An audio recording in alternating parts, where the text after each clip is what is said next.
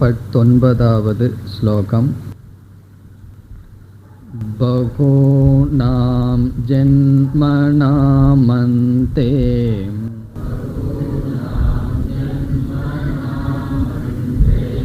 ஞானவான் மாம் பிரபத்யதே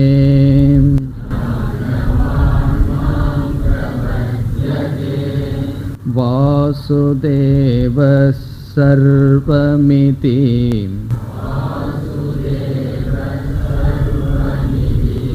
சமஹாத்மா சுதுர்லபஹ.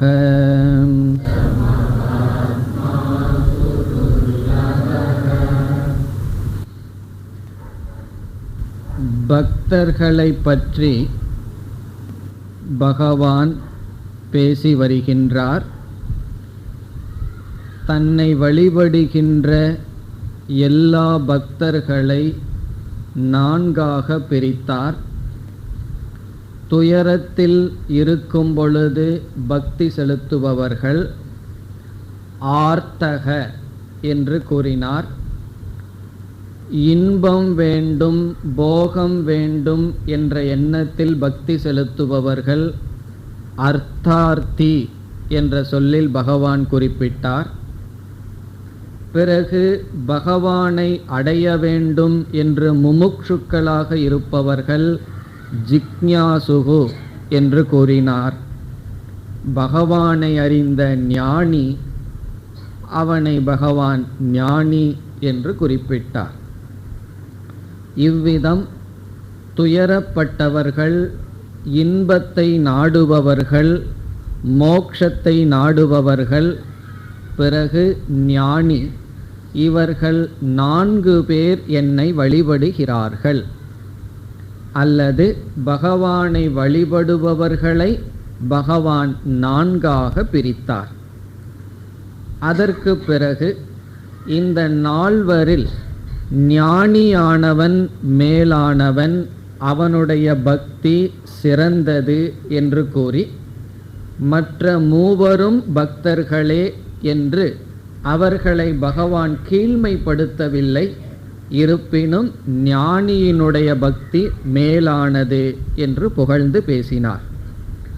இப்பொழுது 19வது ஸ்லோகத்தில் இப்படிப்பட்ட பக்தன் அவ்வளவு சுலபமாக கிடைக்க மாட்டான் என்று, இப்படிப்பட்ட பக்தியினுடைய மேன்மை அல்லது அரிது என்ற கருத்தை கூறுகின்றார். மேலும் இப்படிப்பட்ட பக்திக்கு உடனடியாக வர முடியாது, படிப்படியாகத்தான் ஞானியினுடைய நிலைக்கு வர முடியும் என்றும் இங்கு கூறுகின்றார். பகூனாம் ஜென்மனாம் அந்தே.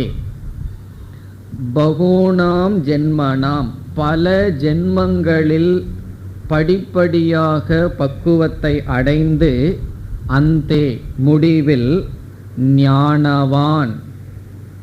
ஞானவான் என்றால் ஞானத்தை உடையவன். மாம் என்னை பிரபத்யதே வழிபடுகின்றான்.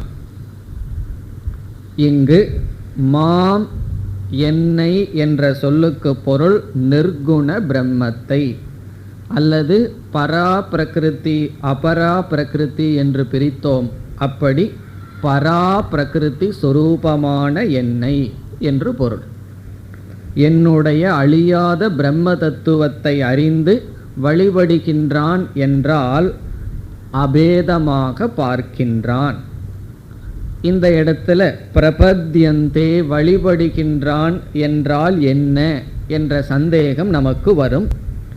மற்ற பக்தர்கள் பகவானை வழிபடுகிறார் என்றால் ஏதோ ஒரு நாம ரூபத்துடன் வழிபடுவார்கள்.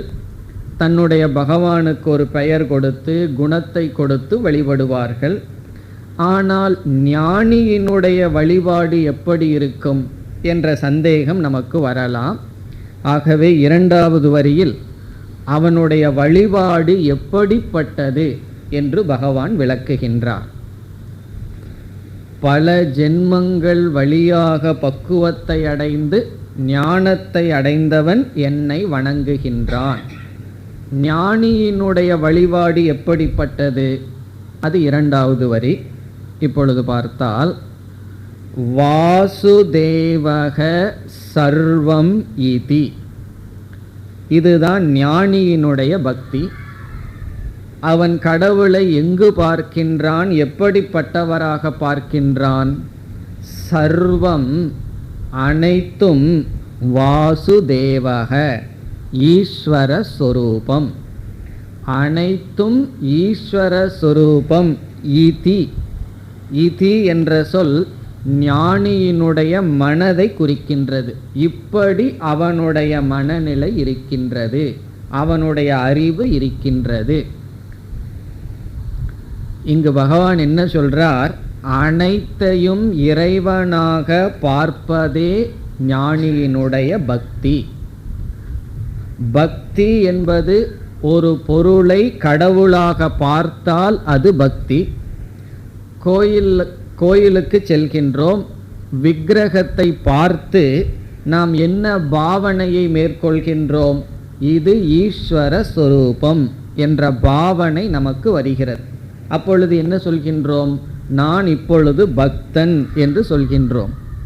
அதனால தான் நம்ம கோயிலில் வெளிநாட்டை சார்ந்தவர்களை எல்லாம் அனுமதிப்பதில்லை. காரணம் என்ன? அந்த சிலையை பார்த்து அவர்களுக்கு பக்தி வருவதற்கு பதிலாக விவரணம் செய்வார்கள் அல்லது கலை உணர்வை ரசித்து வருவார்கள். அப்படி இருக்கக்கூடாது. சிலையை பார்த்து சிலையாக பார்க்காமல் ஈஸ்வர சொரூபமாக நம்மை பார்த்து பழக்கி இருக்கிறார்கள். ஆகவே நாம் பார்க்கின்றோம்.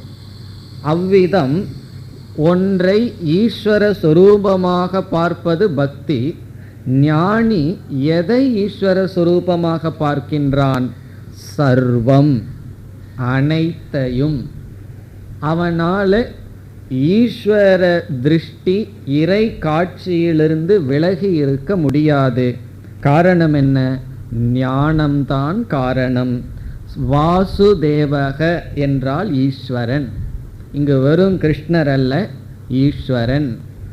அனைத்தும் ஈஸ்வரன் என்று அவன் பார்ப்பதே என்னை வழிபடுவதாகும் என்று கூறுகிறார். இப்போ அடுத்த கேள்வி வரலாம், அது எப்படி அனைத்தும் பகவானாக முடியும் என்றால், நம்ம ஈஸ்வரனுடைய லட்சணத்தை பார்த்தோம். பகவானே எப்படி அறிமுகப்படுத்தினார்? எனக்கு 2 பிரகிருதி இருக்கின்றது, 2 பிரகிருதியுடன் சேர்ந்தவன் நான். ஒன்று பரா பிரகிருதி, இனி ஒன்று அபரா பிரகிருதி. 2ம் என்னுடைய சொரூபம் என்றார். ஆகவே நாமரூபத்துடன் சேரும் பொழுது ஞானி ஈஸ்வரனுடைய அபரா பிரகிருதி இவைகள் என்று பார்க்கின்றான். அதனுடைய சாரமான சத் சுரூபம் அல்லது சைத்தன்ய சுரூபம் என்று உணரும் பொழுது அது ஈஸ்வரனுடைய பரா பிரகிருதி என்று பார்க்கின்றான். இந்த உலகத்தில் இருக்கிறது ஜடஸ்வரூபமான தத்துவம், சைத்தன்ய சுரூபமான தத்துவம். ஜடமும் சைத்தன்யமும் சேர்ந்தது தான் இந்த உலகம். பகவான் சொல்லிட்டார், ஜடமும் என்னுடைய சொரூபம், சைத்தன்யமும் என்னுடைய சொரூபம் என்று. ஞானி இந்த 2ஐயும் ஈஸ்வர சொரூபமாக பார்க்கின்றான். ஆகவே பகவான் கூறுகிறார், ஞானியினுடைய பக்தி என்னவென்றால் சர்வத்திர ஈஸ்வர தர்சனம்.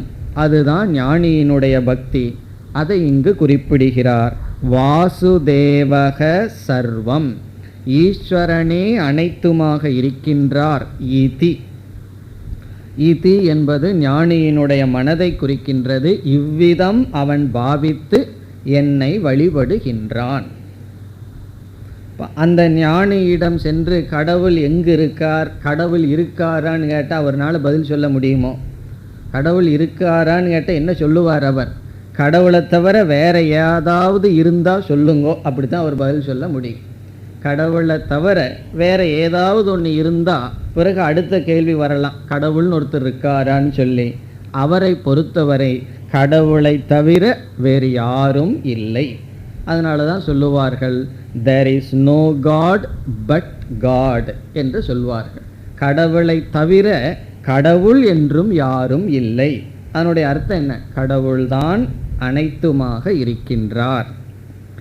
கேட்கறதுக்கு நல்லா இருக்கு, ஆனால் அப்படிப்பட்ட திருஷ்டி வரலையே என்றால், முதல் வரியில் பகவான் சொல்லியிருக்கார், பகூணாம் ஜென்மனாம் அந்தே, பல ஜென்மங்களில் நாம் பக்குவம் அடைந்துதான் இந்த திருஷ்டியை அடைய முடியும்.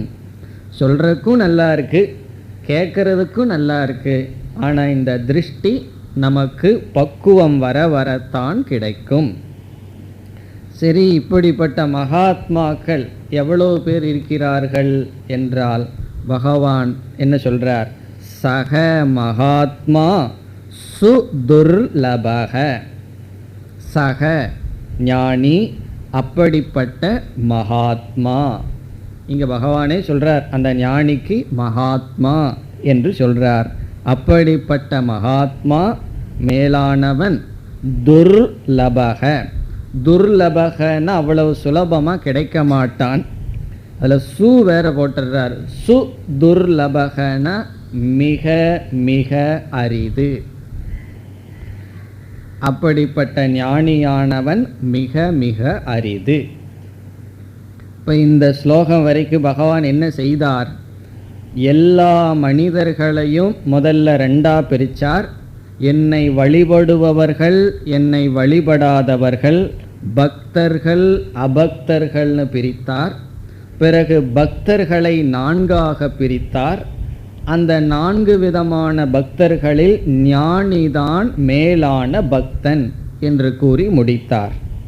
இனி அடுத்த ஸ்லோகத்திற்கு செல்லலாம். காமைஸ்தைஸ்தைர்ஹ்ருதஞானாஹ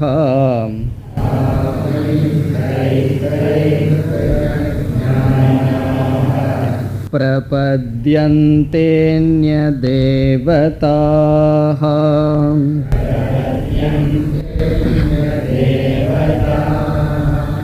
தம் தம் நியமமாஸ்தாய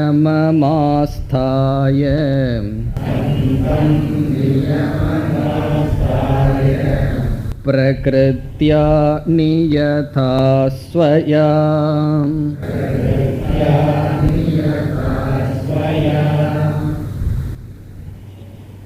20வது ஸ்லோகத்திலிருந்து 23வது ஸ்லோகம் வரை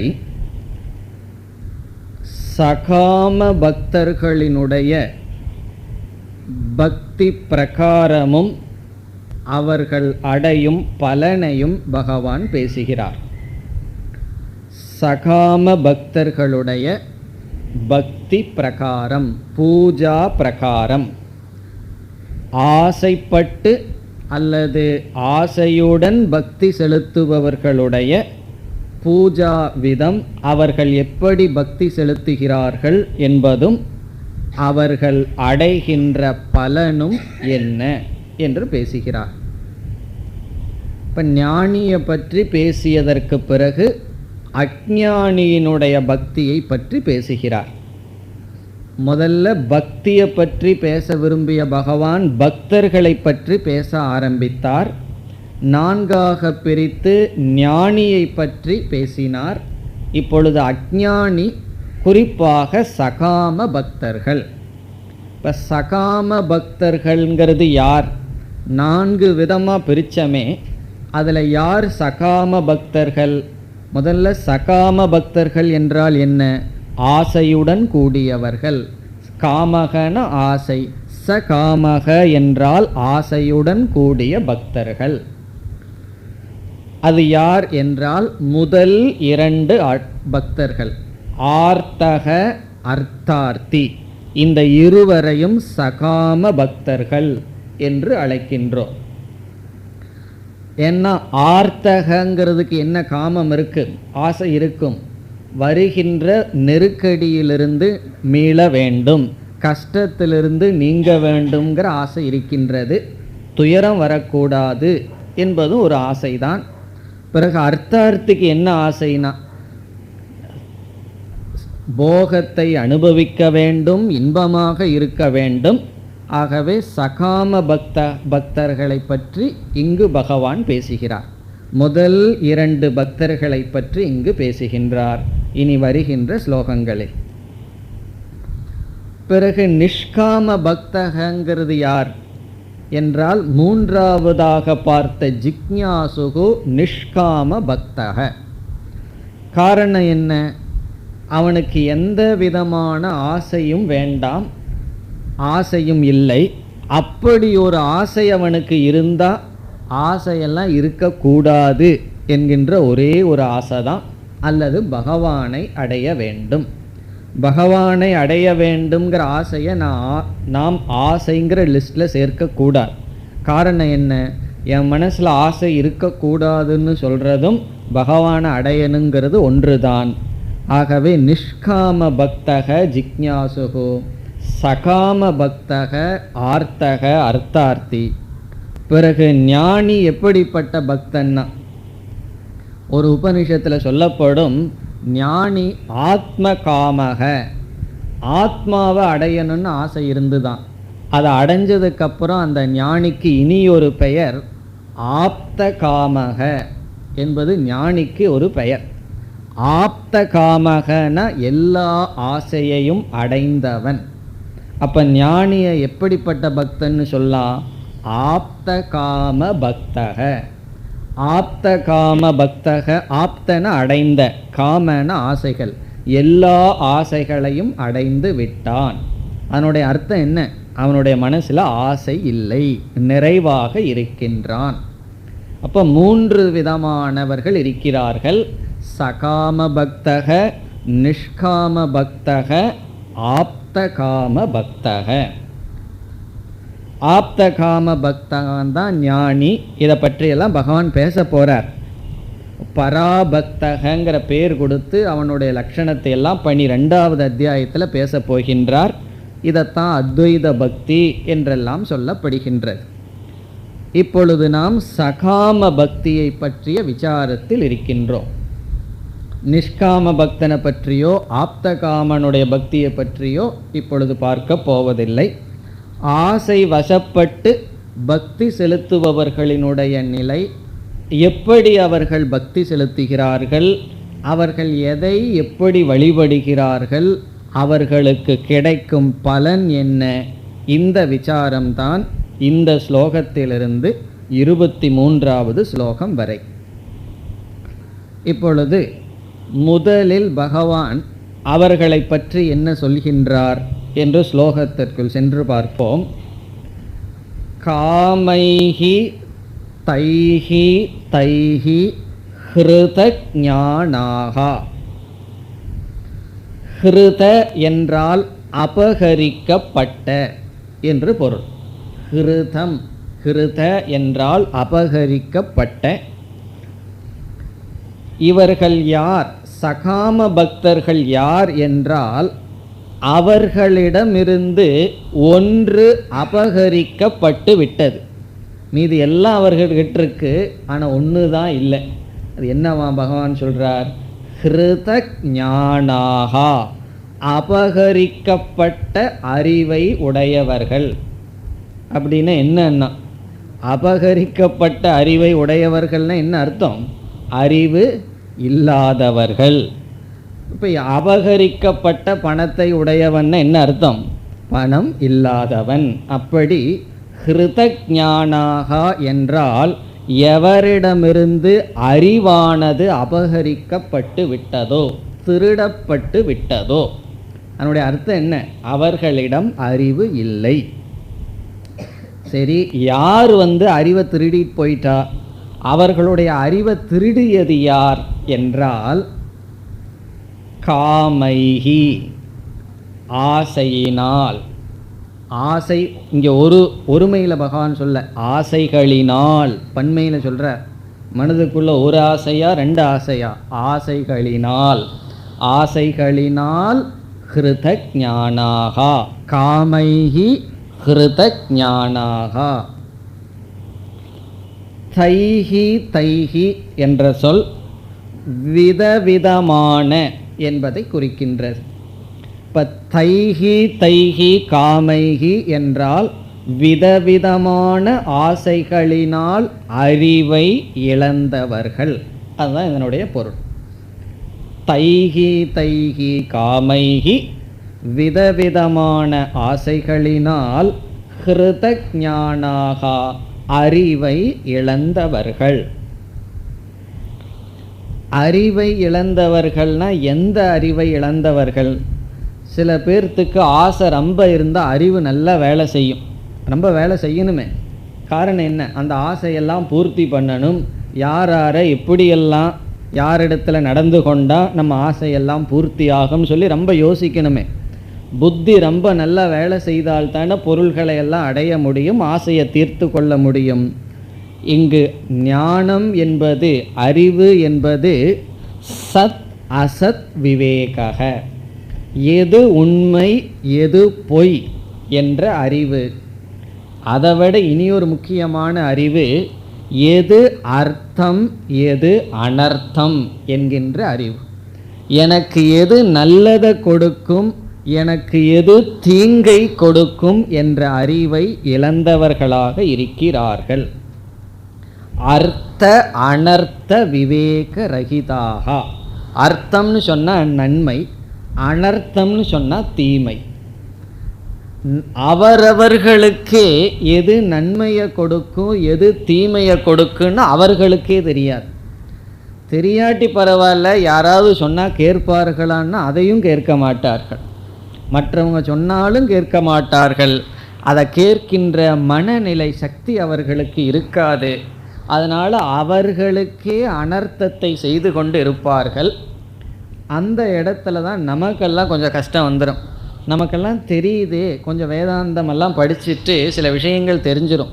நம்மை சுற்றி இருக்கவர்களெல்லாம் அனர்த்தமான தவறுகள் செய்து கொண்டிருந்தால் நமக்கு என்ன செய்ய தோணும்? மனசில் நம்ம கண்ணு முன்னாடி இப்படி தன்னை அவனையே அழிச்சு கொள்றானே, போய் சொல்லலான்னு சொன்னால் எச்சாத்தான் அவர்களுக்கு கோபம் வரும். அப்போ நம்ம என்ன பண்ணி பழகணும்னா, பேசாமல் இருந்து பழக வேண்டும். யாரையும் நாம் காப்பாற்ற முடியாது. பகவானே கைவிட்ட கேஸை போய் நம்ம போய் என்ன பண்ணுறது? பகவான் அவனுக்கு காப்பாற்றணும்னு சொன்னால் அறிவை கொடுத்துருப்பார். ஒரு ஸ்லோகம் இருக்குது, பகவான் யாருக்கு அனுகிரகம் செய்ய விரும்புகிறாரோ அவர்களுக்கு நல்ல புத்தியை கொடுப்பார். முதல்ல பகவான் என்ன செய்வார்? ஒழுங்கான புத்தியை கொடுப்பார். இப்போ மது அருந்துவது முளைய பழக்கங்களெல்லாம் எனக்கு அனர்த்தம் அப்படிங்கிற புத்தியை கொடுப்பார். அப்படி கொடுக்கல அப்படிங்கும்போது பகவானாலே கைவிட்ட கேஸு, நம்ம என்ன பண்ண முடியும்? அதனால் இது எதற்கு சொல்ல வர்றோம்னா, இந்த தர்மங்களெல்லாம் கொஞ்சம் நம்ம படிச்சுட்டா எச்சா டிஸ்டர்ப் ஆயிடுறோம். இதெல்லாம் தெரியாமல் இருந்தால் பரவாயில்ல. இந்த தர்ம ஞானம் வர வர நம்மை சுற்றி அதர்மம் நடக்கும்போது நமக்கு கஷ்டம் வரக்கூடாது. காரணம் என்ன? அவரவர்களுடைய மனோபலத்துக்கு தகுந்த மாதிரி தான் வாழ்க்கையை வைத்திருக்க முடியும். இங்கே பகவான் சொல்கிறார், விதவிதமான ஆசைகளினால் அவர்கள் சக்தியை இழந்தவர்கள், விவேக சக்தியை இழந்தவர்கள். உண்மை எது பொய் எதுன்னு அவர்களுக்கு தெரியாது, தனக்கு நன்மை எது தீங்குது என்று தெரியாது. இந்த அடைமொழி யாருக்கு சொல்றார்? இந்த பக்தனை பகவான் வர்ணிக்கின்றார். காமைஹி தைஹி தைஹி ஹிருதஞானாக. அதாவது சகாம பக்தர்கள் என்ன செய்கின்றார்கள்? பிரபத்யந்தே.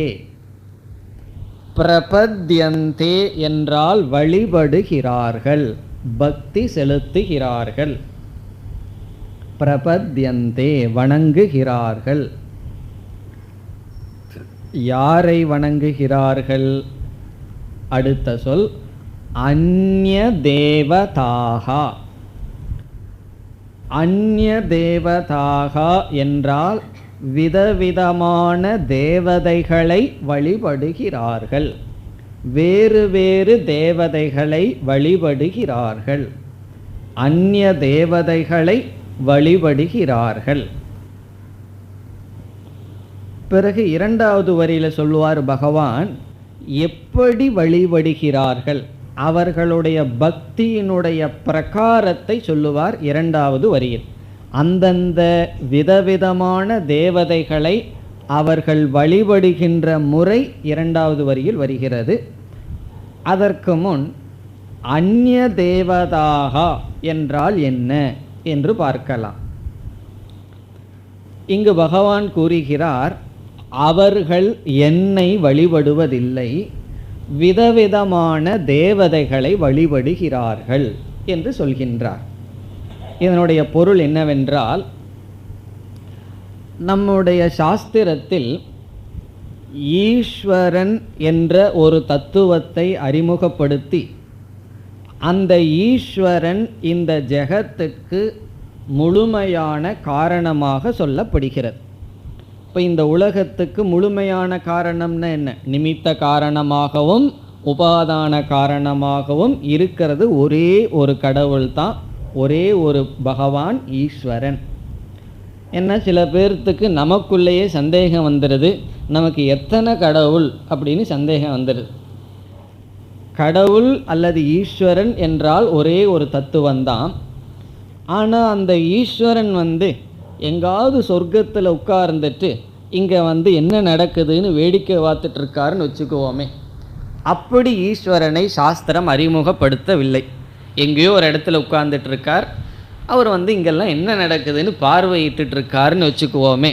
பிறகு இது வேறு அவர் வேறுன்னு ஆயிரும். ஈஸ்வரன்கிறவர் அப்படிப்பட்டவர் அல்ல. இந்த உலகத்தில் என்னென்னலாம் வெளிப்பாடு இருக்கோ அதெல்லாம் அவரிடமிருந்து வேறுபடாமல் இருக்கின்றது. ஆகவே நம்ம அதே சாஸ்திரம் என்ன செய்கின்றது, இந்த உலகத்தில் வெளிப்படுகின்ற ஒவ்வொரு சக்தியையும் ஈஸ்வரனுடைய ஒவ்வொரு அங்கமாக பாவிக்கப்படுகின்றது. இந்த உலகத்தில் என்னென்ன ஐஸ்வர்யம் இருக்கோ, என்னென்ன கலைகள் இருக்கோ, என்னென்ன சக்திகள் இருக்கோ, அல்லது எதெல்லாம் இருக்கோ அதெல்லாம் பகவானுடைய சொரூபமாக சொல்லப்படுகின்றது. பார்க்கிற சக்தியாகட்டும், அல்லது மூச்சு வர்ற சக்தியாகட்டும், காற்றாகட்டும், ஆகாசமாகட்டும், அனைத்தும் ஈஸ்வரனுடைய சொரூபமாக சொல்லப்படுகிறது. பிறகு ஒவ்வொரு சக்திக்கும் அதிஷ்டானமாக ஒவ்வொரு தேவதை என்று அறிமுகப்படுத்தப்படுகிறது. இப்போ கல்வி அறிவுனா சரஸ்வதி, லக்ஷ்மி என்றால் செல்வம் என்று விதவிதமான சக்திக்கு, விதவிதமான ஒழுக்கங்களுக்கு, விதவிதமான தவத்திற்கு விதவிதமான தேவதைகள் அறிமுகப்படுத்தப்படுகிறது. உண்மை என்னன்னா எல்லாமே ஒரே ஒரு ஈஸ்வரன் தான். அந்த ஒரே ஒரு ஈஸ்வரனுடைய வெளிப்பாடு விதவிதமாக சொல்லப்படுகிறது. அது மட்டுமல்ல, ஒரே ஒரு ஈஸ்வரனுக்கு எத்தனை நாமங்கள், சகஸ்ர நாமம் இருக்கு. இப்போ விஷ்ணு என்று ஒரு தத்துவத்தை எடுத்துக்கொண்டால் அவருக்கு 1000 நாமங்கள், பிறகு சிவன்னா அவருக்கு 1000, அப்படி எவ்வளவு தேவதைகளோ அவ்வளவு அவரவர்களுக்கு 1000 நாமங்கள், விதவிதமான வெளிப்பாடுகள் சொல்லப்படுகிறது. இங்கு அந்நிய தேவதா என்றால் இங்கு பகவான் எதை குறிப்பிட விரும்புகின்றார், இந்த பக்தனுக்கோ உண்மையை பற்றிய அறிவு இல்லை. அவனுடைய கண்ணு எதில் இருக்குன்னு சொன்னால் பகவானிடத்துலையும் கூட கிடையாது, பகவானை தெரிஞ்சுக்கணுங்கிறதும் கூட கிடையாது. நம்ம ஏற்கனவே பார்த்துருக்கோம், இந்த சகாம பக்தன் பகவானை சாதகனாக பார்க்கறானா, சாத்தியமாக பார்க்கறானா, சாதனையாக பார்க்கறானான்னு சொன்னால் ஒரு சாதனையாக பார்ப்பான். அவன் விரும்புறது பகவானை அல்ல, பகவான் மூலமாக வேற எதையோ விரும்புகின்றான். இப்போ பகவான் ஒரு சாதனம், சாதனையாக பகவானை பார்க்கும்போது பகவானை பற்றிய பூர்ண ஞானம் இருக்காது. பிறகு எந்தெந்த ஐஸ்வர்யத்துக்கு எந்தெந்த தேவதை அதிஷ்டானமாக இருக்குன்னு கேள்விப்பட்டுள்ளானோ அந்தந்த தேவதையை அவன் வணங்குவான். பிறகு அந்த தேவதையே அனைத்துமாக இருக்கின்ற ஈஸ்வரன் என்ற ஞானம் அவனுக்கு இருக்காது. அப்போ அவனுடைய பக்தியிலையும் கூட பேத புத்தி தான் இருக்கும். ஒவ்வொரு ஐஸ்வர்யத்தை தருகின்ற தேவதையை வணங்குவான். அவனுக்கு அந்த ஈஸ்வரன் இடத்துல பற்று இல்லை, அந்த ஈஸ்வரன் கொடுக்கிற ஐஸ்வர்யத்தில் தான் பற்று. இப்போ ஒருவர் டொனேஷன் வாங்கிறதுக்கு ஒருத்தர்கிட்ட போகிறாருன்னு வச்சுக்குவோமே, அவர் பார்த்தியா இவருக்கு எவ்வளவு அன்பு என்னை பார்க்க வந்திருக்காருன்னு நினைப்பாரா என்ன? அல்லது ஒரு நோயாளி டாக்டர்கிட்ட போனால் எதுக்கு போகிறார்கள்? அவர் மேலே பற்றுக்காக அல்ல, அவரிடமிருந்து ஒரு காரியம் ஆகணும் போகிறோம். காரியம் ஆகிற வரைக்கும் அவர்கிட்ட நம்ம பேசுகிற பேச்சு ஒவ்வொரு ஐஸ்வர்யத்தை விரும்புவர்களாக இருப்பார்கள். பிறகு பக்தர்களுடைய நண்பர்கள் இருப்பார்கள் அல்லவா, அவர்களிடம் கேட்பார்கள், எனக்கு இந்த காரிய சித்திக்கணுன்னா என்ன பண்ணணும்? அதுக்கு ஒன்று சொல்லுவார்கள், இந்த நவகிரகத்தில் இப்படி ஒரு தோஷம் இருக்குது, அல்லது இதை நீ பூஜை பண்ணு, இப்படி பூஜை பண்ணு என்று சொல்வார்கள். இப்போ அவர்களுடைய கவனமெல்லாம் எங்கே இருக்கும்னு சொன்னால், இந்த தேவதையை வழிபட்டால் எனக்கு இந்த பிரயோஜனம் கிடைக்கும் என்று அந்த கடவுளிடத்திலும் கடவுள்கிற புத்தியை விடுத்து ஐஸ்வர்யத்துக்கு அல்லது சுகத்துக்கு காரணம் என்ற எண்ணத்தில் அவர்கள் வழிபாடு செய்வார்கள். இப்போ அவர்களுக்கு இந்த தேவதை தான் மெய்ப்பொருளாக இருக்கின்றார், ஈஸ்வரனாக இருக்கிறார், தர்ம ஸ்வரூபமாக இருக்கார், இந்த எண்ணமெல்லாம் வராது. இல்லது ஜீவராசிகளாக இருக்கிறாருங்கிற புத்தியெல்லாம் வராது. அதனால தான் நம்ம அனுபவத்தில் பார்த்தா பெரிய பெரிய பக்தர்களுக்கு வர்ற கோபங்கள், உலகத்தின் மீது அவர்களுக்கு இருக்கிற துவேஷங்கள், இதையெல்லாம் நம்ம பார்க்குறோம். இதெல்லாம் சேர்ந்து இருக்கலாம்.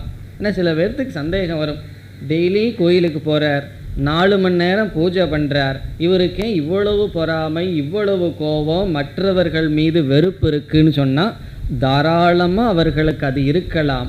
இருக்கிறதுல தவறே கிடையாது, இருக்க வேண்டும்னு நம்ம சொல்லலை, இருக்கிறதுல தவறு கிடையாது. காரணம், அவர்கள் ஈஸ்வரனை அனைத்துமாகவோ வாசுதேவ சர்வமிதி இப்படியெல்லாம் பார்க்கவில்லை.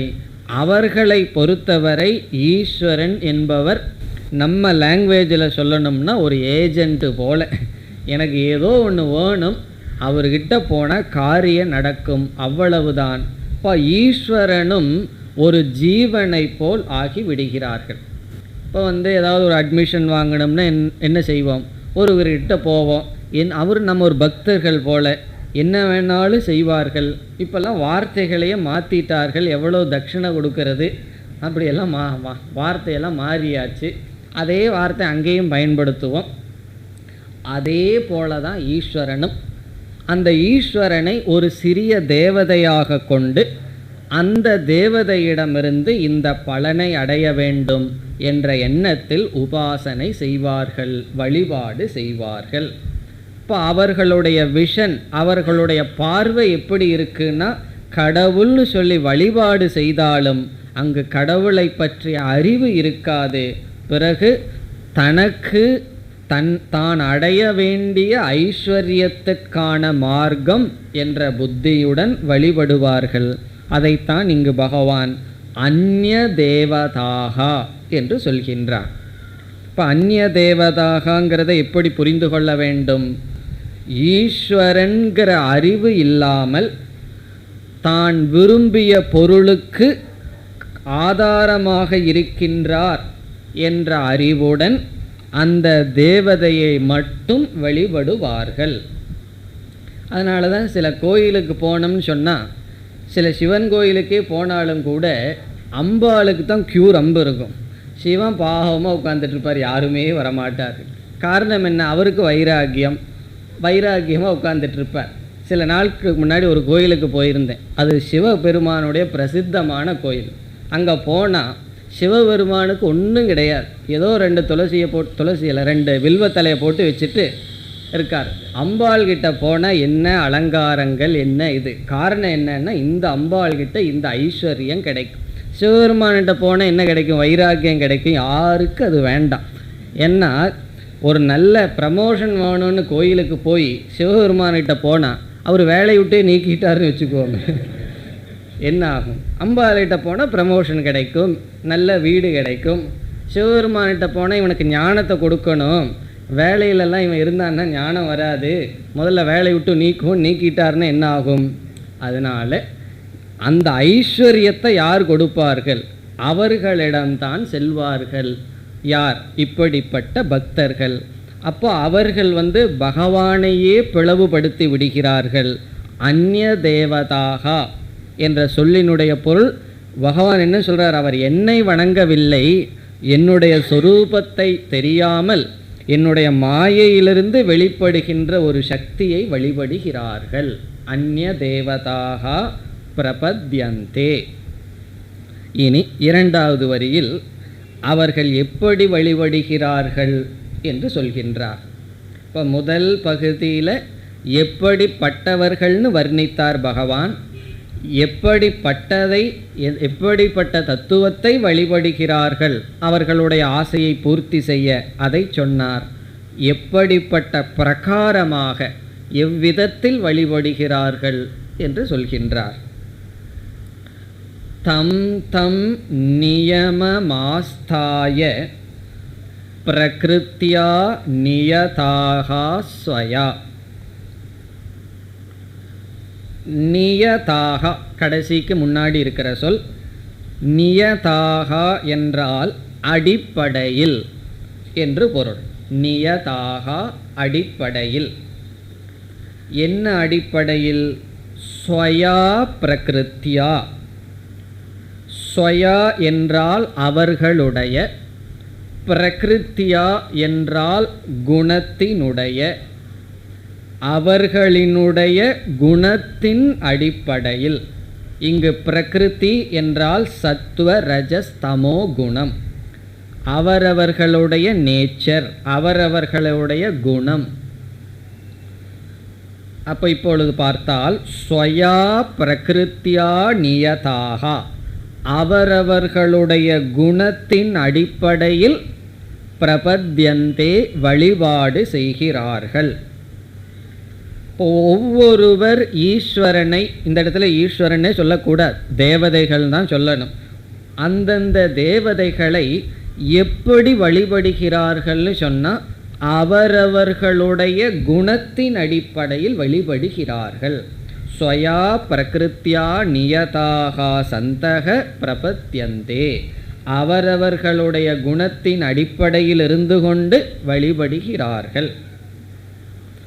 பிறகு அவர்கள் வழிபடுகின்ற நியமங்கள் எப்படி, அதை முதல் வரியில் சொல்கின்றார்.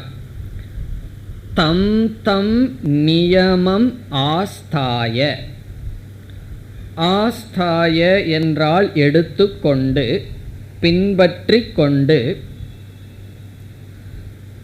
தம் தம் நியமம். தம் தம் என்ற சொல் விதவிதமான என்று பொருள். தம் தம் என்றால் விதவிதமான. எப்படி இதற்கு முன்னாடி தைஹி தைஹி என்றால் விதவிதமான ஆசைன்னு பார்த்தோம். அதே போல தம் தம் என்றால் விதவிதமான. நியமம் என்றால் விரதங்கள், விரதங்கள் வழிபடுகின்ற முறை. நியமம் என்றால் வழிபடுகின்ற முறை. விதவிதமான வழிபாட்டு முறையை எடுத்துக்கொண்டு அவரவர்களுடைய குணத்தின் அடிப்படையில் வழிபடுகிறார்கள்.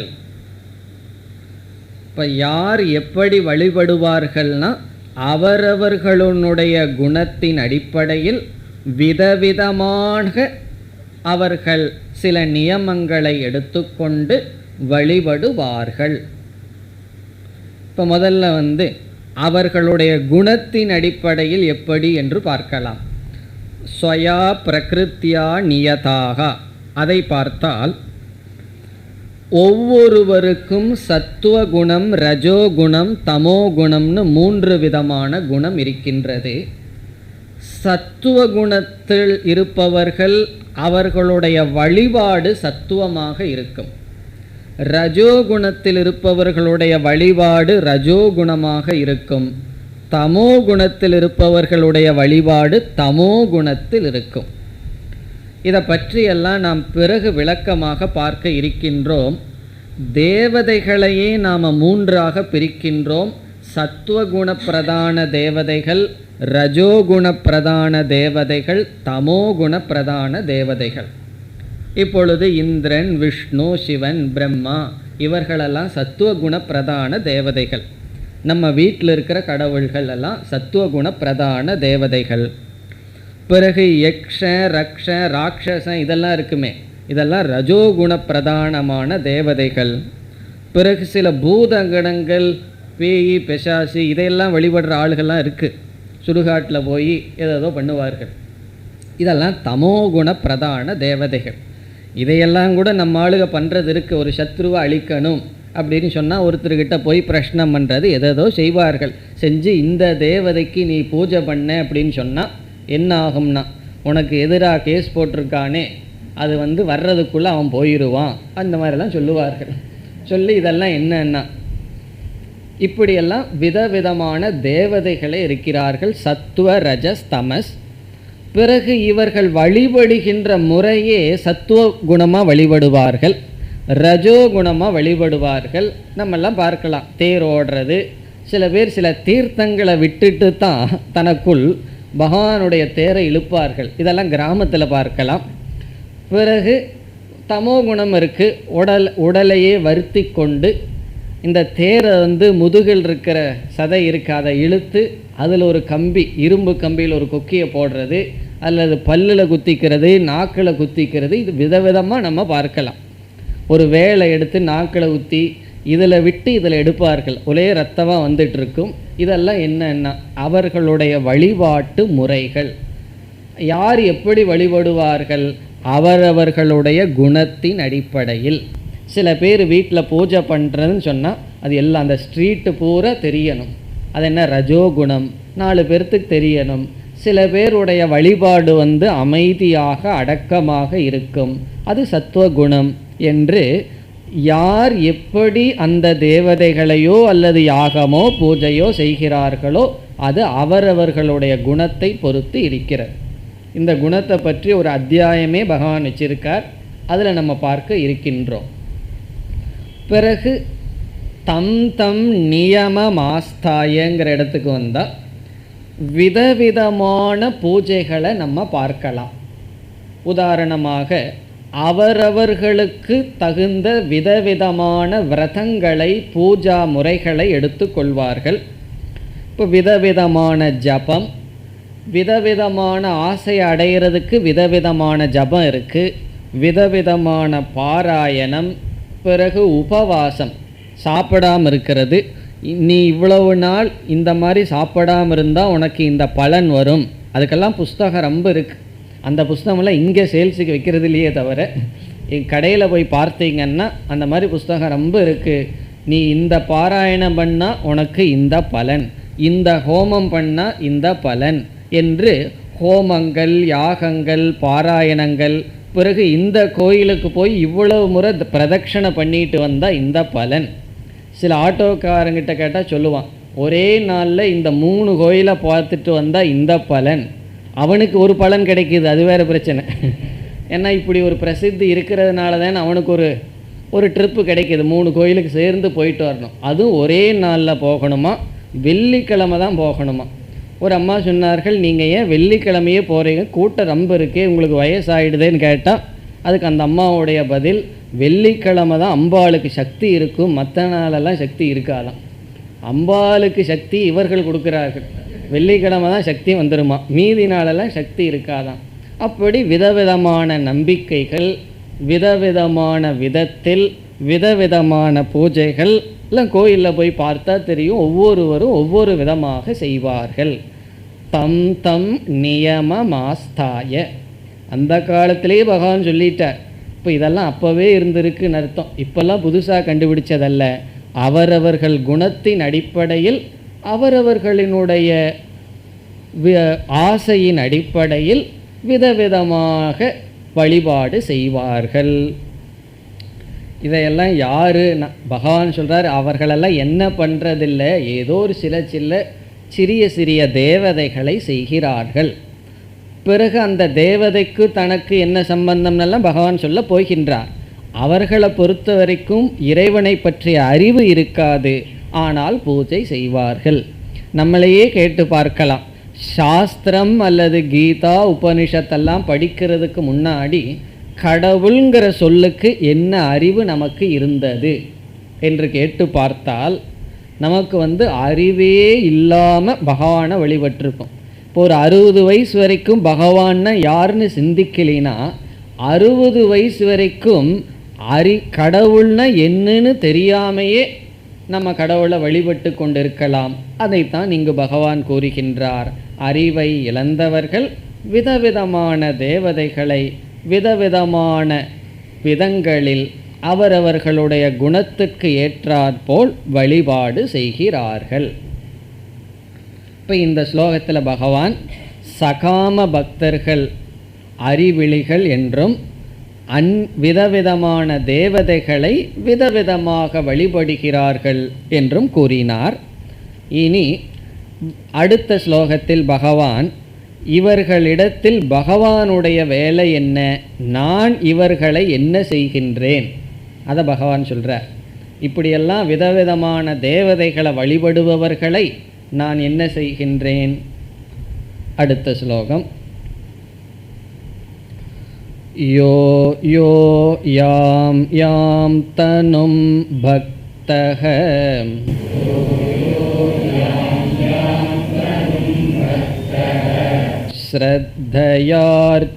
ஸ்ரத்தயார்ச்சிதுமிச்சதி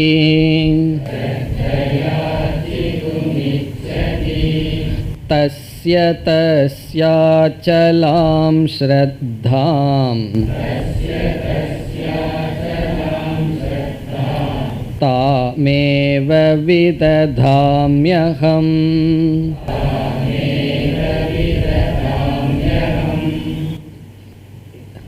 இங்கு பகவான் கூறுகின்றார், ஆசை வசப்பட்டவர்கள் விதவிதமான தேவதைகளை விதவிதமாக வழிபடுகிறார்கள். நான் என்ன செய்கின்றேன் என்றால் அவரவர்களுக்கு அந்தந்த தேவதைகளிடத்தில் ஸ்ரத்தையை உண்டு செய்கின்றேன். அவர்களுடைய ஸ்ரத்தையை நான் வளர்க்கின்றேன் என்று பகவான் சொல்கிறார். அவரவர்கள் விதவிதமான தேவதைகளை விதவிதமான ஆசையுடன் விதவித விதத்தில் வழிபடுகிறார்கள். என்னுடைய பங்கு என்னன்னா அந்தந்த தேவதைகளிடத்தில் அவர்களுக்கு ஸ்ரத்தையை நான் உறுதிப்படுத்துகின்றேன். இதனுடைய தாத்பரியம் என்ன என்றால், நாம் யாரை எந்த நாமத்தில் எந்த ரூபத்தில் வழிபட்டாலும் அது தவறில்லை.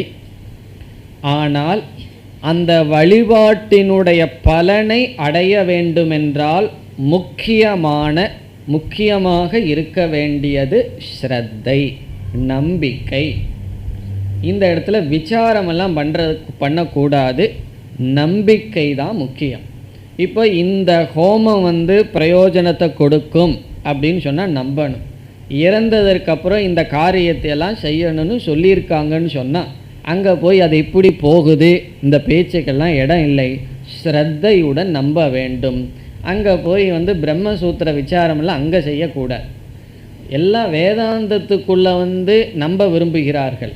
கர்மகாண்டத்தில் போய் விசாரம் செய்ய விரும்புகிறார்கள். எல்லாம் மனசே மாறி இருக்கு. இங்கே பகவான் சொல்கிறார், அந்த இடத்துல ஸ்ரத்தை தான் முக்கியமே தவிர விசாரம் முக்கியம் இல்லை. விசாரங்கிறது வேதாந்தத்துக்குள்ளே தான். இப்போ என்ன சொல்கிறார் பகவான், அவரவர்களுக்கு அந்தந்த தேவதைகளிடம் நான் ஸ்ரத்தையை வளர்க்கின்றேன் அப்படின்னு சொல்கிறார். பிறகு எப்படி பகவான் ஸ்ரத்தையை வளர்ப்பார்ங்கிறத அடுத்த ஸ்லோகத்தில் சொல்லுவார். எப்படி வளர்ப்பார் என்றால், எந்த தேவதையிடம் அவர்கள் ஸ்ரத்தையுடன் வழிபாடு செய்து ஒரு பலன் வேணும்னு கேட்கிறார்களோ அடுத்த ஸ்லோகத்தில் சொல்ல போகிறார்.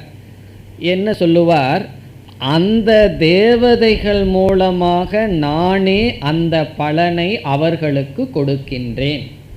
அப்போ என்ன ஆகும்னா, பலன் வந்த உடனே நமக்கு ஸ்ரத்தை வந்துடும். எப்போ ஸ்ரத்தை வரும், கொஞ்சம் வழிபாடு பண்ணுவோம், அதற்கு பலன் வந்த உடனே ஸ்ரத்தை வந்துடும். பிறகு என்ன செய்வோம், நான் அந்த கோயிலுக்கு போனேன், இந்த மாதிரி விரதம் இருந்தேன், எனக்கு காரியம் பழிச்சிடுது, இப்போ நீயும் போ, இப்படி சொல்லித்தான் கோயிலெல்லாம் கூட்டம் அதிகமாகும். இப்போ நம்ம ஒரு விதமான விரதத்தை எடுத்து ஒரு காரியத்தை செஞ்சு அது நன்மையாகி பழிச்சிடுதுன்னு வச்சுக்குவோமே, என்ன பண்ணுவோம், அந்த உற்சாகத்தில் எல்லாத்துக்கிட்டையும் போய் கேன்வாஸ் பண்ணுவோம். ஆனால் கீதையினுடைய பிரயோஜனத்தை தான் யாரும் சொல்கிறதில்லை. காரணம் என்னன்னு தெரியல, அதனுடைய பலம் அவ்வளோ சுலபமாக வர்றதில்லை போல் இருக்கு. வேறு எதுன்னு சொன்னால் எல்லாத்துக்கிட்டையும் போய் சொல்லிடுறது. சொன்ன உடனே என்ன ஆகும், அவர்களும் போவார்கள். இப்போ ஒரு டாக்டரே எப்படி பிரசித்தியாகிறார், அவரிடம் எங்கள் மாமியாரை கூட்டிகிட்டு போனேன், சீக்கிரம் அனுப்பிச்சிட்டாரு, நீயும் மாமியாரை கூட்டிகிட்டு போ, அப்படி தானே பிரசித்தி ஆகிற. அல்லது அவரிடம் நான் போனேன், நல்லா ஆகிடுது, ஏதோ ஒரு விதத்தில் அவருக்கு தெரியும் யாரை எப்படி ட்ரீட் பண்ணணும்னு, நீ கூட்டிகிட்டு போ. ஏன்னா இப்படி ஒருவர் என்கிட்ட சொன்னார், அதனால் சொல்கிறேன். இதெல்லாம் என்னால் கற்பனையும் கூட பண்ண முடியல. நம்ம கற்பனை பண்ண முடியாத விஷயமெல்லாம் எனக்கு காதுக்கு வருது. அப்படி ஸ்ரத்தை எப்படி ஒரு டாக்டர்கிட்டையோ அல்லது பகவான்கிட்டையோ வருது, பலனை அனுபவிக்கும் பொழுது தான் ஸ்ரத்தை நமக்கு வருகின்றது. இப்போ பகவான் சொல்கிறார், நான் அவர்களுக்கு அந்த தேவதையிடம் ஸ்ரத்தையை உண்டு செய்கின்றேன். பிறகு அவர்கள் என்ன செய்வார்கள், அதெல்லாம் பகவானே சொல்ல போகிறார். என்ன செய்வார்கள்னா, அந்த தேவதையை குறித்து வழிபாடு செய்வார்கள், பிரயோஜனத்தை அனுபவிப்பார்கள், ஆசையெல்லாம் தீர்ப்பார்கள். ஆனால் அவர்கள் மெதுவாக காலப்போக்கில் எவ்வளவோ ஆசையை நம்ம தீர்த்துட்டோம், இன்னும் மனசு நிறைவடையிலேன்னு சொல்லி ஒரு வைராக்கியம் ஜிக்ஞாசுவாக மாறுவார்கள். அதனால் தவறு கிடையாது. இப்போ ஆசை மனசில் இருந்து கோயில்லையோ அல்லது பகவானிடம் சென்று இந்த ஆசையை தீர்த்துக்கணும்னு ஒரு தேவதையிடம் வழிபாடு செய்தால் அது நல்லதே தவிர தவறு கிடையாது. ஆசையை மனசில் வச்சுட்டு கஷ்டப்படுறதுக்கும் அல்லது அதர்மமான வழியில் ஆசையை தீர்த்துக்கிறதுக்கும் பகவான் அப்படியெல்லாம் செய்வதை விட ஒரு இறைவனை நம்பி பகவான் எனக்கு அந்த ஆசையை தீர்த்து வைக்கட்டும்னு சென்றால் அது தவறில்லை. அப்படித்தான் நான் செய்கின்றேன் அப்படின்னு சொல்லி பகவான் சொல்கின்றார். அதனால் நம்ம கொஞ்சம் வேதாந்தம் படிச்சுட்டு யார்கிட்டையும் வைராகியத்தை பற்றி பேசக்கூடாது. யாராவதுக்கு ஆசை இருந்து விதவிதமாக சம்பாதிக்கணும் அனுபவிக்கணும்னு என்ன செய்யணும், அனுபவியுங்கள், சம்பாதியுங்கள், எல்லாம் இருங்கோ, அதுக்கு இந்தந்த கடவுளை இப்படி வழிபடுங்கன்னு சொல்லி விட்டுறணும். சொல்லிவிட்டு நாமும் அவங்களோட சேர்ந்துக்கூடாது. ஸோ நம்ம தள்ளி வந்துடணும். நீங்கள் ஏன்னு கேட்டால் அதுக்கு தனி பதில். நீங்கள் உங்களுக்கு என்ன வேணும் அதை செய்ய வேண்டும். ஏன்னா பகவானே என்ன சொல்கிறார், அப்படி ஆசைப்படுபவர்களுக்கு அந்தந்த தேவதையிடம் நான் தான் ஸ்ரத்தையை வளர்க்கின்றேன். காரணம் என்னன்னு சொன்னால், இந்த இடத்துல விதவிதமான இஷ்ட தேவதைகள்னு இருக்குது. சிறிய வயதிலிருந்து எந்த இஷ்ட தேவதையை நமக்கு சொல்லி கொடுத்து வளர்த்தி வந்தார்களோ அந்த இஷ்ட தேவதையிடம் நம்ம எறியாமல் மனது பற்று இருக்கும். இப்போ அந்த பகவானுடைய நாமத்தை சொன்னாவே மனதில் ஒரு பாதுகாப்பெல்லாம் நமக்கு வரும். காரணம் என்னென்னா, சிறு வயதில் அந்த தேவதையிடம், இந்த இடத்துல நம்ம சாத்விகமான தேவதைகளை பற்றி சொல்கிறோம். சிவா, விஷ்ணு, கணபதி, முருகா, அப்படிப்பட்ட தேவதைகளை சொல்கிறோம். இந்த ராட்சசன் யக்ஷரக்ஷங்களை எல்லாம் நம்ம பேசல. அப்படி ஒரு நல்ல சாத்விகமான தேவதையினுடைய விஷயத்தில் சிறு வயதிலிருந்து நமக்கு அந்த நாமத்தை கேட்டாவே ஒரு உணர்வு வரும். அந்த ரூபத்தை பார்த்தாவே நமக்கு மனதில் ஒரு உற்சாகம் வரும், ஒரு பக்தி வரும். இப்போ சில பேர்த்துக்கு குருவாயூரப்பான்னு சொன்னால் அப்படியே உடம்பை செலுத்திடும். சில பேர்த்துக்கு என்ன தான் சொன்னாலும் செலுக்காது, வெங்கடாஜலபதினு சொன்னால் செலுத்துரும். ஏன்னா அடிக்கடி போய் மொட்டையை போட்டு என்ன ஆகும்னா ஒரு பக்தி, ஒரு ஸ்ரத்தை வந்துருக்கு. சில பேர்த்துக்கு முருகான மனசு உடனே உருகிரும். சில பேர்த்துக்கு ஒவ்வொரு நாமங்கள், ஒவ்வொரு ரூபம், அதுவும் ஒவ்வொரு பகவானுக்கு ஒவ்வொரு விதமான அலங்காரத்தில் தான் அவருக்கு பற்று இருக்கும். அப்படியெல்லாம் அவர்களுடைய மனது சம்பந்தப்பட்டு இருக்கு.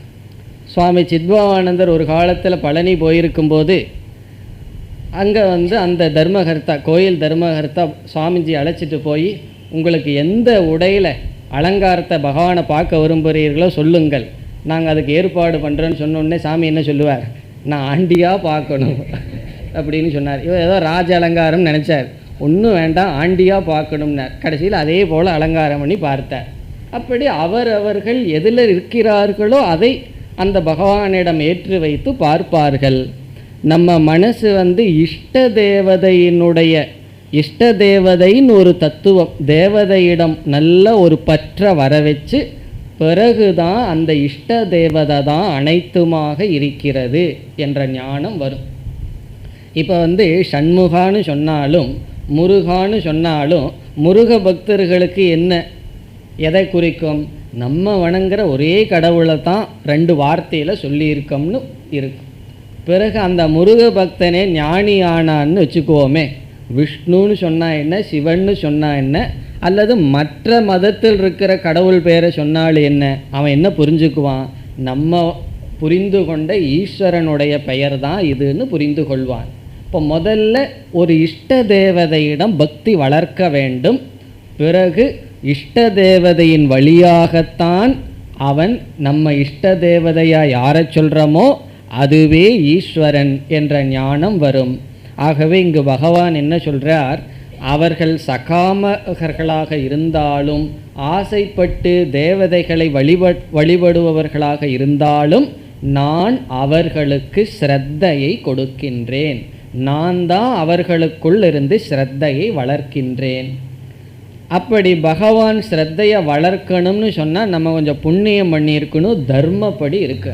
தர்மப்படி இருந்தால் பகவான் நமக்குள்ள ஏதோ ஒரு இஷ்ட தேவதையிடம் ஸ்ரத்தையை வளர்ப்பார். பிறகு என்ன பண்ணுவார்? மீண்டும் நமக்கு தர்மம் இருந்தால் அந்த இஷ்ட தேவதையே ஈஸ்வரன்கிற ஞானத்தை கொடுப்பார். அதைத்தான் இங்கே பகவான் சொல்கின்றார்.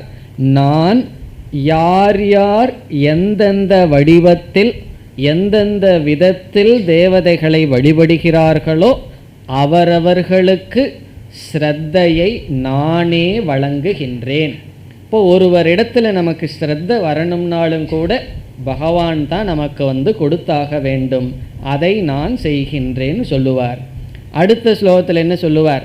நான் எப்படி ஸ்ரத்தையை வளர்க்கிறேன்னா அந்தந்த இஷ்ட தேவதைக்குள்ள நான் தான் இருந்து பலனை கொடுக்கின்றேன் என்றெல்லாம் கூறுவார்.